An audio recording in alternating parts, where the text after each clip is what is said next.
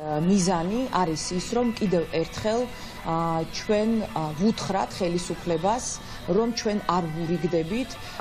იმ დიქტატურულ რეჟიმს, რომელიც მათ ჩამოაყალიბეს, ჩვენ არ ვურიგდებით იმ დაკავებებს, რომელსაც აქვს ადგილი ბოლო თვეების განმავლობაში, ჩვენ არ ვურიგდებით წამებას, არაადამიანურ მოპყრობას, ჩვენ არ ვურიგდებით იმ დრაკონულ კანონებს, რომლებსაც ისინი იღებენ, ჩვენ არასამთავრობო სექტორის წარმომადგენლები ვიქნებით იქ ევროპის მოედანზე და ყველასთან ერთად კიდევ ერთხელ ვეტყვით მართლ პარტიას, რომ ჩვენ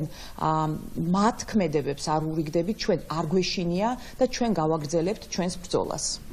მოგესალმებით, როგორც მოგეხსენებათ, ბოლო რამდენიმე კვირის განმავლობაში ქართულმა ოცნებამ ერთპარტიულად დაჩქარებული წესით მიიღო ანტიკონსტიტუციური ცვლილებები გამოხატვის შესახებ კანონში და ადმინისტრაციულ სამართალდარღვევათა კოდექსში. რეალურად ამ ცვლილებებით შეიძლება ითქვას, რომ შეკრების და გამოხატვის უფლებები თითქმის აიკრძალა. მისი მნიშვნელოვანი ასპექტები, თუმცა ეს ჩვენ ვერ შეგვაშინებს, იმიტომ რომ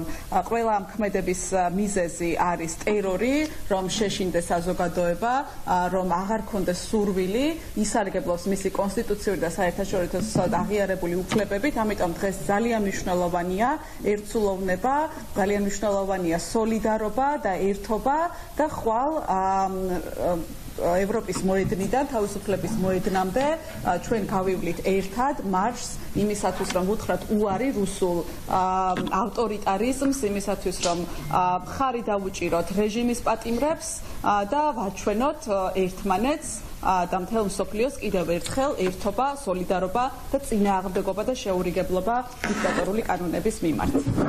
კიდევ ერთხელ მოგესალმებით და მე ვფიქრობ, რომ ხვალინდელი დღე კიდევ ერთხელ იქნება გაგრძელება იმ ქართველი ხალხის პროტესტისა, რომელიც აგერ ხვალისთვის უკვე 80 დღე იქნება, რაც გრძელდება. მე ვფიქრობ, რომ ამ პროტესტმა და ქართველი ხალხის პროტესტმა კიდევ ერთხელ თუ რას მიაღწია, თუ იკითხავს ვინმეს, მიაღწია იმას, რომ ეს რუსული რეჟიმი არის საერთაშორისო იზოლაციაში მოქცეული და გუშინდელი ევროპარლამენტის მიერ მიღებული რეზოლუცია კიდევ ერთხელ ცხადყოფს და ეს იქნება ასე ვთქვათ მიმცემი იმ სამომავლო ნაბიჯებისა, რომელსაც უახლოეს მომავალში ევროპული ქვეყნები განახორციელებენ სწორედ სანქციების და იმ შემზღუდავი ღონისძიებების მეშვეობით, რომელსაც ისინი რამოდენიმე ქვეყანა უკვე აკეთებს ამას ამ მიმართულებით. ამიტომ ვფიქრობ, რომ ამ პროტესტმა მთელი ამ 80 დღის განმავლობაში საკმაოდ მნიშვნელოვან შედეგებს მიაღწია. ჩვენ თუ შევადარებთ იგივე მდგომარეობას რუსეთის ან ბელორუსის მდგომარეობას, ამგვარი სანქციების დაწესებისთვის ამ ქვეყნებს და მათ საზოგადოებებს დაახლოებით 15-20 წელი დაჭირდა, რაც ჩვენ შემთხვევაში და კიდევ ერთხელ ხაზს უსვამ, ეს არის დამსახურება მხოლოდ ქართველი ხალხისა და ჩვენი შეუპოვარი ბრძოლის ამ მიმართულებით და კიდევ ერთხელ გამოვხატავთ ჩვენს თანადგომას სინდისის პატიმრების მიმართ, რომლებიც დღეს ციხეში არიან და ჩვენი ქვეყნის თავისუფლებისთვის იღწვიან. ამასთანავე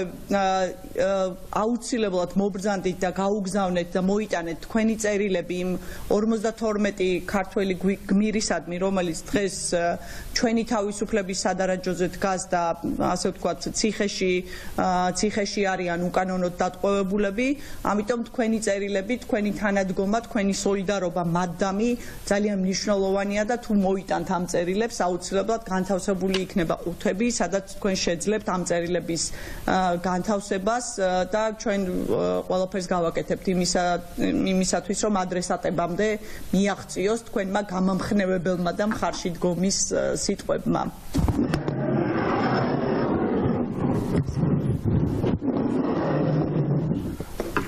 მოგესალმებით, მართლაც ბოლოდროინდელი საკანონმდებლო ცვლილებებით ეგრეთ წოდებულმა პარლამენტმა და ივანიშვილის რეჟიმმა